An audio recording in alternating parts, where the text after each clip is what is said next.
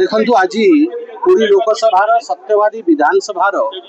सुकल ग्राम पंचायत मेलन पड़िया हाराहारी 650 रु ऊर्ध श्रमिक बंधु मानू जो माने आमर भारत वर्षर जो माने आमर ओडिशार विश्वकर्मा जो माने भारत को एवं ओडिशा को गठन कर आज सरकार निर्माण श्रमिक सहायता योजना ताहा माध्यम रे अनेक बेनिफिट दिया है। जो मान निज लोक को हर बसी तार डेथ बेनिफिट रही फ्यूनरल एक्सपेंसेस अर्थात आपन अंत्येष्टि काम बेनिफिट रही तत्सहित शिक्षा एजुकेशनल बेनिफिट मैरिज बेनिफिट हाराहारी 650 रु अधिक श्रमिक मानू 4 कोटी 50 लाख रु ऊर्ध्व टंका आज सुकल ग्राम पंचायत रे बंटन होईछि। उपस्थित अच्छी समस्त जिला परिषद उपस्थित अच्छा स्थानीय सरपंच एवं लेबर विभाग डीएलओ रु नहीं आपण डीएलसी एवं एएल ये लोकतंत्र गोटे पर्व कहीं गोटे मंच रे सांसद विधायक सरपंच समिति सभ्य एवं जिला परिषद उपस्थित रही अहरह परिश्रम करी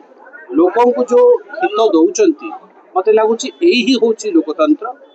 विकसित ओडिशा विकसित भारत निर्माण करिबारे सहायक होउछन्ति हमर निर्माण श्रमिक माने मुख्यतः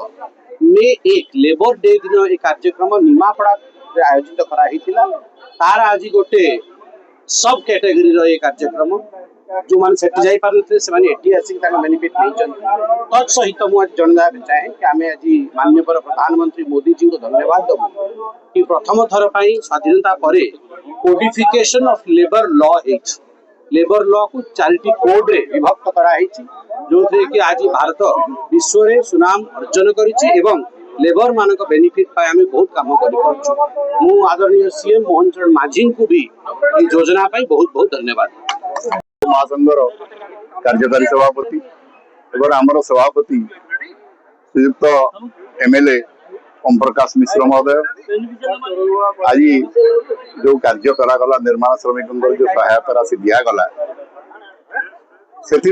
अशेष धन्यवाद सभापति की दौची सभापति संपूर्ण सहयोग एवं ऑफिसर मानकर डीएलसी कार्यालय एवं डीएलओ मिसिकरी स्टाफ समस्त मिसी चित एवं आमर एएल स्टाफ समस्त मिसी ए कार्य को सफल रूपायन देइचंती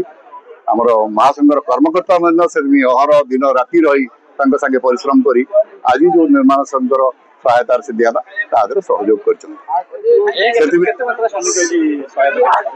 पुरी जिले में 1.5 लाख श्रमिक तेणु आज एमती सब ब्लॉक रे करा जाउची आज कन्स्टिट्यूशन कराई दुर्भाग्यवश समस्त को डका आमर पिपिली विधायक को डका कार्यवश तो आसी पारे ब्रह्मगिरी विधायक